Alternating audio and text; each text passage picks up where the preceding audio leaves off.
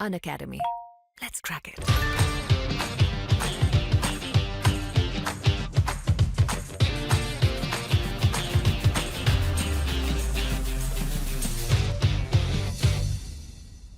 चलिए अब हम देखने वाले हैं मध्य प्रदेश में नदी घाटी परियोजनाओं के बारे में, और जो विभिन्न प्रकार की जो चीज़ें हैं इसके अंतर्गत हम देखेंगे और कुछ क्वेश्चन को यहाँ पे अटेम्प्ट करेंगे।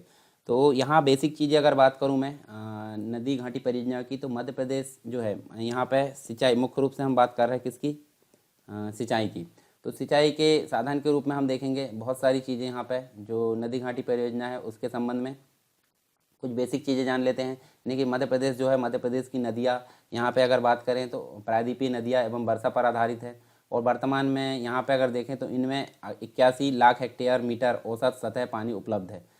मध्य प्रदेश में सिंचाई के विकास का जो इतिहास है आज़ादी के पूर्व समय से ही शुरू होता है, और यहाँ 1927 की अगर बात करें, 1927 में जो ग्वालियर जिला है उसमें पगारा बांध का निर्माण करके पहली बड़ी सफलता यहाँ हासिल की गई थी। इसके साथ ही हम देखें तो राज्य में शुद्ध सिंचित क्षेत्र में सर्वाधिक सिंचाई जो है, सर्वाधिक सिंचाई कुएं एवं नलकूप के माध्यम से की जाती है। उसके पश्चात नहरों से सिंचाई की जाती है। मध्य प्रदेश में सबसे पहली बार नहर 1923 में बालाघाट जिले में बेनगंगा पर बनाई गई थी।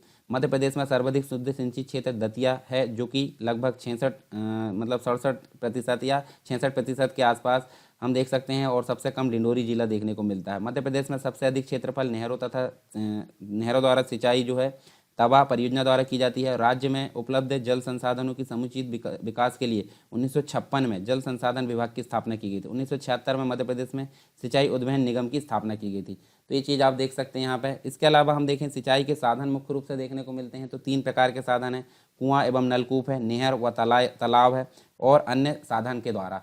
तो कुआं और नलकूप की बात करें तो यहाँ देखिए प्रारंभिक साधन इसको माना जाता है। मध्य प्रदेश के सिंचाई साधनों में कुआं का प्रथम स्थान माना जाता है। नलकूप जो है सिंचाई का आधुनिक साधन है, और नलकूपों को आधुनिक युग का कुआं भी कहा जाता है। भिंड, मुरैना, दतिया, छतरपुर, टीकमगढ़ आदि जिलों में मुख्य रूप से इसी माध्यम का उपयोग किया जाता है। नहर और तालाब की बात करें तो राज्य में सिंचाई के साधन के रूप में कुआं एवं नलकूप के बाद किसका स्थान आता है, सेकंड नंबर पर नहर का स्थान आता है। यह सिंचाई का आधुनिक साधन है। तालाब वह क्षेत्र होता है जहाँ पर वर्षा के जल को एकत्रित करके उसे बाद में सिंचाई के लिए उपयोग किया जाता है, और भौतिक संरचना नहरों तथा तालाब के लिए अधिक अनुकूल मानी जाती है मध्य प्रदेश की। नेक्स्ट जो साधन है अन्य साधन। अन्य साधन मध्य प्रदेश के कुल शुद्ध सिंचित जो क्षेत्र है उसका 12.40% क्षेत्र के अन्य मतलब जो है क्षेत्र के आसपास अन्य साधनों के द्वारा किया जाता है। ये जो है इसमें 66% देखने को मिलता है, यहाँ पे हमको 21% देखने को मिलता है, और बचा जो 12% यहाँ देखने को मिलता है। टोटल मिलाकर 100% हमको मध्य प्रदेश में इनके द्वारा सिंचाई की जाती है।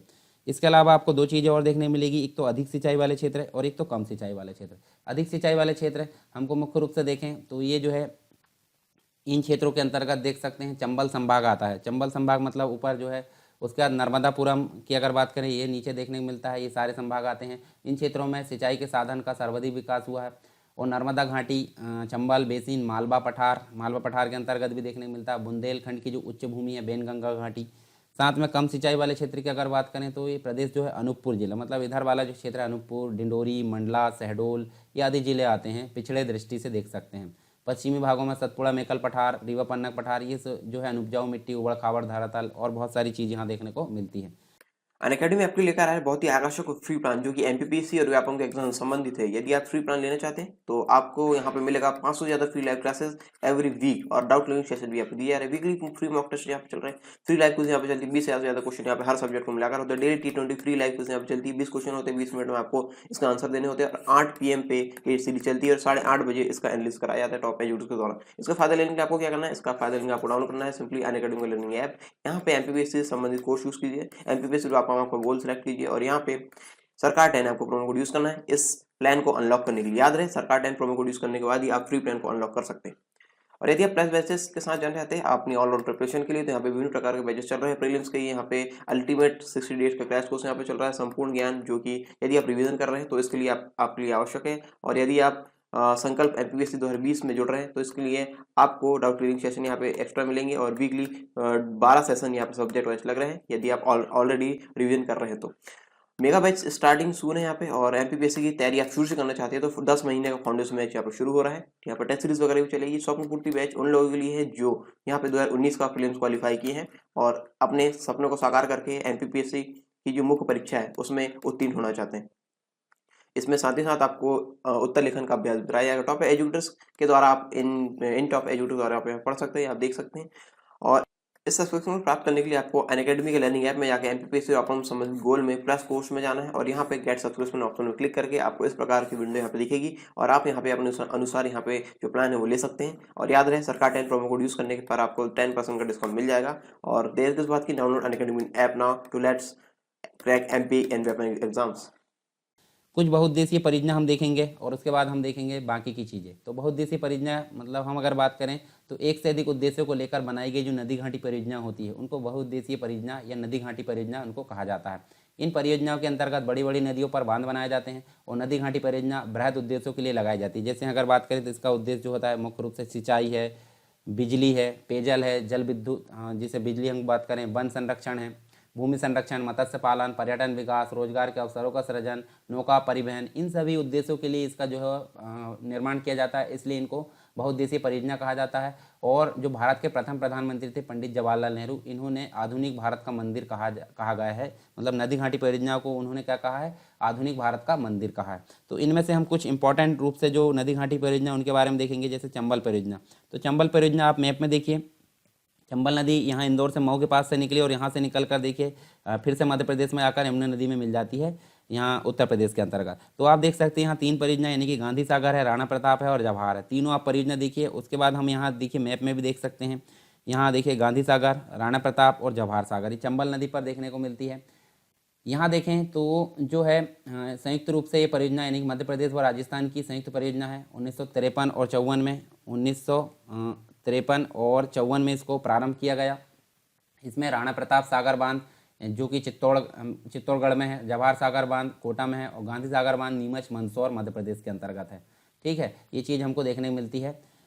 इसके अलावा हम जो नेक्स्ट परियोजना है वो हम देख सकते हैं नर्मदा परियोजना, नर्मदा नदी पर जो बनी गई है। तो हम इसके लिए भी मैप देख लेते हैं एक बार। जैसे ये देखिए आप मध्य प्रदेश जो अमरकंटक है, अमरकंटक अनूपपुर से निकलकर नर्मदा नदी यहाँ से देखिए भरगी परियोजना इसके अंतर्गत देखने मिलती है, तवा परियोजना, तो हालांकि अलग अलग है इनके बारे में परंतु ये इसी के अंतर्गत देखने मिलती है। इंदिरा सागर परियोजना, फिर आगे देखें ओंकारेश्वर है, महेश्वर है, मान परियोजना, जोबट परियोजना, ये सभी देखते हैं यहाँ गुजरात के अंतर्गत ये प्रवेश कर जाती है नदी।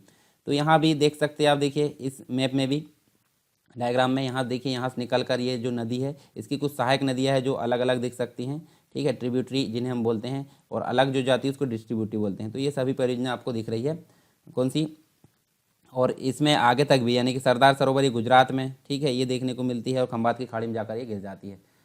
तो यहाँ देख सकते हैं गुजरात की सरदार सरोवर जो परियोजना है नर्मदा घाटी की, यहाँ परियोजना का एक भाग माना जाता है। सरदार सरोवर बांध की ऊंचाई को लेकर विवाद भी उत्पन्न हुआ था काफ़ी समय पहले, ये भी चीज़ हमको देखने को मिलती है।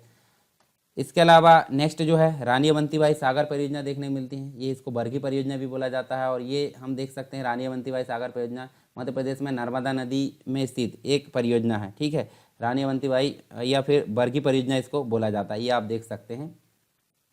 तवा परियोजना की बात करें तो ये भी यहाँ तवा नदी में, जो कि नर्मदा नदी की सहायक नदी यहाँ पे देखने को मिलती है। इसके अलावा हम देखें तो हमको इंदिरा सागर जो है, इंदिरा सागर परियोजना भी देखने मिलती है यहाँ पे। इसके साथ ही हम देखें तो ओंकारेश्वर परियोजना देखिए यहाँ पे देखने को मिलती है। महेश्वर परियोजना की बात करें तो उसके जस्ट बाद देखने को मिलती है। मान परियोजना यहाँ देख सकते हैं हम। इसके अलावा जोबट परियोजना भी इसी में देखने को मिलेगी। साथ में हम देखें तो कुछ इंपॉर्टेंट और देखने को मिलती है, जिसके अंतर्गत देखें तो हमको क्या देखने मिलता है, कोलार परियोजना। ठीक है, जैसे जोबट हमने देख लिया, कोलार परियोजना, कोलार परियोजना जो है अलीराजपुर जिले में जो है जोबट बांध पर ही देखने को मिलती है। ठीक है, और ये जो है हथिनी नदी पर स्थित है। कोलार परियोजना किस पर स्थित है, हथिनी नदी पर स्थित है। सरदार सरोवर की अगर बात करें तो ये भी नर्मदा नदी पर गुजरात के अंतर्गत देखने को मिलता है। पेंच परियोजना की अगर बात करें तो ये जो है पेंच नदी पर छिंदवाड़ा जिले के जो माचागुरा ग्राम है उसके अंतर्गत देखने को मिलती हैं। थावर परियोजना की अगर बात करें तो थावर परियोजना जो है मध्य प्रदेश के मंडला जिले में नैनपुर तहसील के जो जलपुर है उसमें स्थित है। इसके अलावा कुछ और है, जैसे कि उर्मिल परियोजना है। उर्मिल परियोजना हम देख सकते हैं मध्य प्रदेश और उत्तर प्रदेश की एक अंतर्राज्यीय परियोजना इसको बोला जाता है। राजघाट परियोजना की अगर बात करें, जिसे माता टीला बांध भी बोला जाता है, तो यह है जो परियोजना है मध्य प्रदेश व उत्तर प्रदेश की अंतर्राज्यीय परियोजना इसको माना जाता है। बेतवा नदी बोर्ड के द्वारा जो मध्य प्रदेश के अशोकनगर जिले एवं उत्तर प्रदेश के ललितपुर जिले में राजघाट बांध यहाँ पे बनाया गया है। तो ये देख सकते हैं, देखिए यहाँ पे भी देख सकते हैं राजघाट है। ठीक है, ये देख सकते हैं। बाणसागर आपको सोन नदी पर देखने को मिलेगा।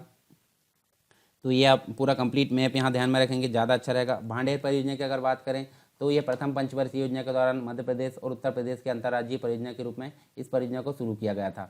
इसके साथ ही हमको देखने को मिलता है बाण सागर, जो कि सोन नदी पर है। मध्य प्रदेश, उत्तर प्रदेश और बिहार की संयुक्त परियोजना देखने को मिलती है और 2:1 अनुपात में यहाँ देखने को मिलता है। और उसके अलावा केन बेतवा लिंकिंग जो परियोजना है, केन बेतवा लिंकिंग परियोजना, आप केन नदी देखिए, केन नदी ये दिख रही है और बेतवा नदी, इन दोनों को आपस में जोड़ने का यहाँ पे काम किया जा रहा है। यानी कि कम नदी मतलब कम पानी वाली नदी को ज़्यादा पानी वाली नदी से जोड़ देंगे तो काफ़ी फ़ायदा यहाँ पे होने वाला है।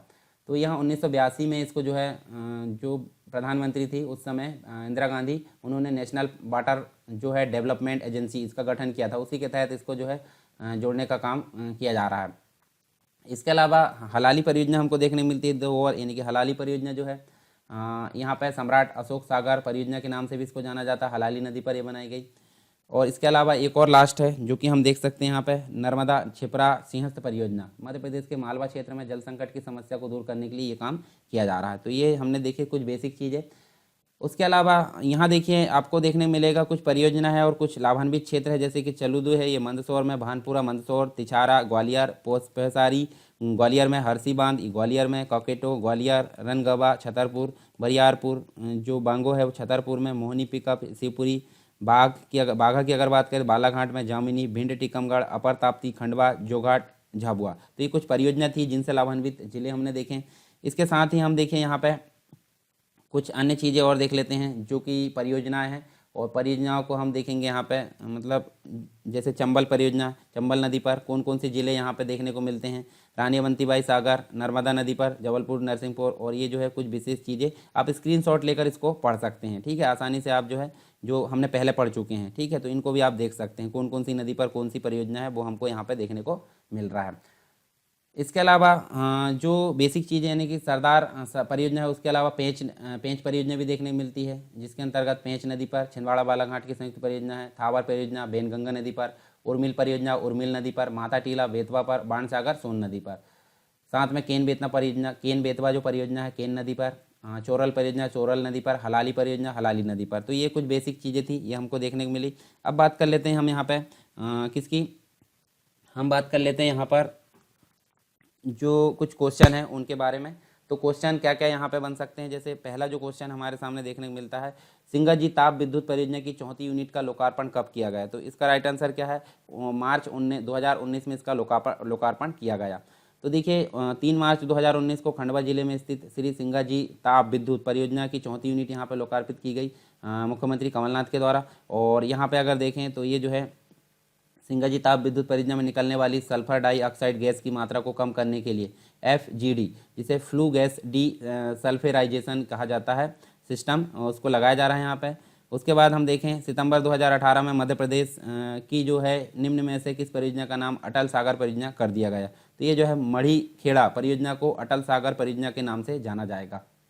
इसके बाद ये जो है 12 सितंबर 2018 को ये शिवपुरी जिले के नरवर में सिंधु नदी पर निर्मित यहाँ पे जो मढ़ी खेड़ा बांध है उसका नाम अटल सागर परियोजना कर दिया गया है। और इसकी जो बांध की कुल ऊंचाई है 62 मीटर, लंबाई इसकी 1072 मीटर है। साथ में हम देखें तो यहाँ पे मध्य प्रदेश की पहली नदी घाटी परियोजना की अगर बात करें तो ये कौन सी है, ये चंबल है, जो कि हमने देख चुके हैं। और चंबल आपको देखने मिलेगा ये कंप्लीट रूप से यहाँ मैप में 1953 में इसका प्रारंभ किया गया था। और मध्य प्रदेश राजस्थान की संयुक्त परियोजना। गांधी सागर बांध किस नदी पर बनाया गया है, तो गांधी सागर बांध आपको देखने मिलेगा चंबल नदी पर, और यहाँ आप देख सकते हैं मंदसौर नीमच पर, ठीक है। इसके अलावा इंदिरा सागर बांध किस स्थान पर बनाया गया है, तो इंदिरा सागर आपको देखने मिलेगा सॉरी ये वाला नहीं है, यहाँ पे देख सकते हैं, ये देखिए इंदिरा सागर जो परियोजना है वो नर्मदा नदी पर है। और यहाँ हम देखें तो ये देखने को मिलता है, मतलब इंदिरा सागर बांध आपको नर्मदा नदी पर देखने को मिलता है। इसके अलावा नर्मदा घाटी जो परियोजना है उसके संबंध में सत्य कथन को जो है यहाँ पे देखना है। तो यहाँ हम देखें तो देखिए इस पर जो है 29 बृहद परियोजना निर्मित की गई है। नर्मदा परियोजना की अगर बात करें ये सही है, लगभग इसमें लगभग जो है 2600 मेगावाट विद्युत उत्पादन होगा, बिल्कुल सही। इससे लगभग 27 लाख हेक्टेयर जो क्षेत्र है वो सिंचाई इसमें संभव है। तो ये सभी ऑप्शन हमारे सही हैं, यानी कि उपरोक्त सभी कथन यहाँ पर सत्य माने जाते हैं। इसके अलावा इंदिरा सागर परियोजना से कितनी विद्युत उत्पादन का लक्ष्य रखा गया है, तो इंदिरा सागर परियोजना हमको कहाँ देखने को मिलती है, ये वाली, और यहाँ इसका 1000 मेगावाट उत्पादन का यहाँ पे लक्ष्य रखा गया है। और यहाँ देखें तो 400 मेगावाट महेश्वर से, 520 मेगावाट ओंकारेश्वर से, 1462 मेगावाट सरदार सरोवर परियोजना से विद्युत उत्पादन का लक्ष्य रखा गया है। मध्य प्रदेश की इस परियोजना को संजय सरोवर परियोजना भी कहा जाता है। तो इसका जो राइट आंसर है वो अपर गंगा यहाँ पे है, अपर बेनगंगा यहाँ पे इसका राइट आंसर है। ये जो है यहाँ पे बेनगंगा नदी पर निर्माणाधीन अपर बेनगंगा परियोजना को संजय सरोवर योजना भी कहा जाता है और इसके अंतर्गत भीमगढ़ ग्राम के समीप बेनगंगा पर एक बांध बनाया जा रहा है। नेक्स्ट है हमारे सामने, बेनगंगा परियोजना से मुख्य रूप से लाभान्वित जिले कौन कौन से हैं? तो ये जो है बालाघाट और सिवनी, बालाघाट सिवनी आप देख सकते हैं, ये वाला जो क्षेत्र है यहाँ पे इससे लाभान्वित है और 1972 में इसका प्रारंभ किया गया था। इससे मुख्य रूप से ये जिले लाभान्वित है और लगभग 80,000 हेक्टेयर भूमि इससे सिंचित की जा सकेगी। निम्नलिखित में से कौन सा बांध नर्मदा नदी से संबंधित नहीं है? तो यहाँ देख सकते हैं महेश्वर इससे संबंधित है, वर्गी इससे संबंधित है, इंदिरा सागर भी इससे संबंधित, परंतु गांधी सागर आपका देखने मिलेगा चंबल नदी, तो ये चंबल नदी पर है, चंबल नदी से संबंधित है गांधी सागर बांध। इसके अलावा बाण सागर परियोजना के संबंध में कथनों को यहाँ पे हमको बताना है, ठीक है। गांधी सागर परियोजना के संबंध में कथन जो है, जैसे अगर बात करें परियोजना की लागत 2964 करोड़ यहाँ पर देखने को मिलती है, बिल्कुल सही। इस परियोजना का निर्माण 1978 तथा पूर्णतः जो है 2006 में की गई। 425 मेगावाट बिजली उत्पादित की जाएगी।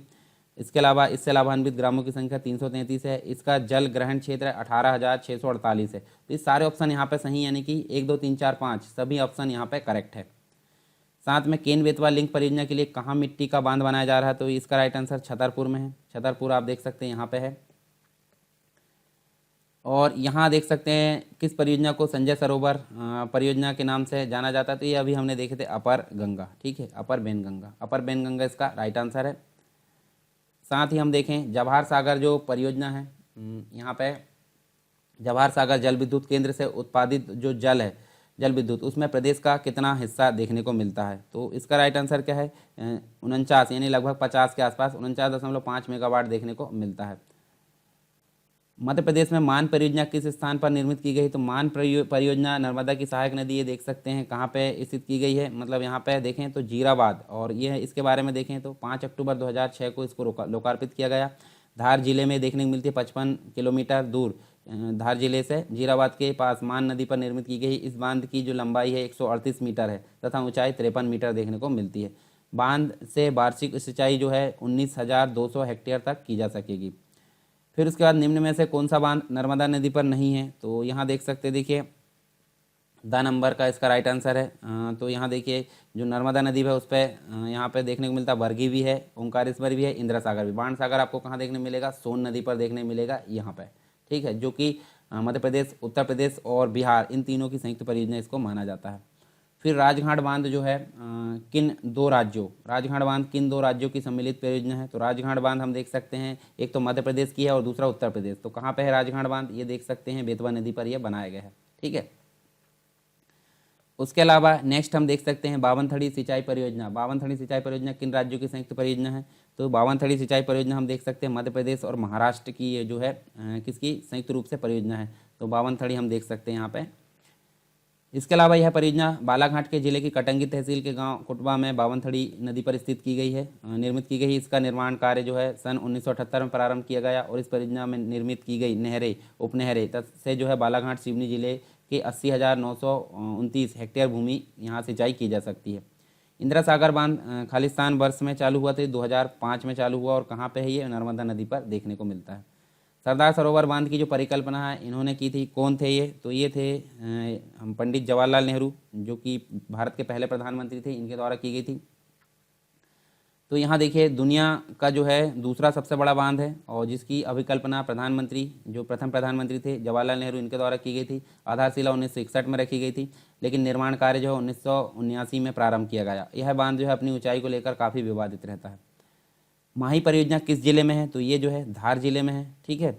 और यहाँ हम देख सकते हैं माही नदी पर स्थित है और जिस पर बांध तथा 2 नहरें यहाँ निर्मित है। माही नदी का जो उद्गम स्थल है प्रदेश के धार जिले के समीप मिंडा ग्राम की विंध्याचल पर्वत श्रेणी से हुआ है और यह नदी जो है भारत की एकमात्र नदी है जो कर्क रेखा को 2 बार काटती है, माही नदी, ठीक है, याद रखना ये चीज़ आपको। उसके बाद मध्य प्रदेश की किस नदी पर बरगी बांध बनाया गया? बरगी बांध हमारी जो है नर्मदा नदी, यानी पहला नंबर का राइट आंसर है यहाँ पे। और कहाँ पे है ये भी आप ध्यान में रख सकते हैं, मध्य प्रदेश में नर्मदा नदी पर। तो ये देखिए काफ़ी बड़ा बांध है। यह बांध जबलपुर के पास स्थित है और इस बांध का कार्य 1974 में प्रारंभ किया गया, 1988 में पूर्ण हो गया और एक बहुउद्देशीय बांध इसको माना जाता है। बहुउद्देशीय मतलब एक से अधिक उद्देश्य के लिए जिसको बनाया गया है। फिर देखें तो नर्मदा नदी पर सबसे बड़ा बांध जो है वो कौन सा है? सबसे बड़ा बांध यहाँ देखने को मिलता है सरदार सरोवर। सरदार सरोवर आपको गुजरात में देखने को मिलेगा।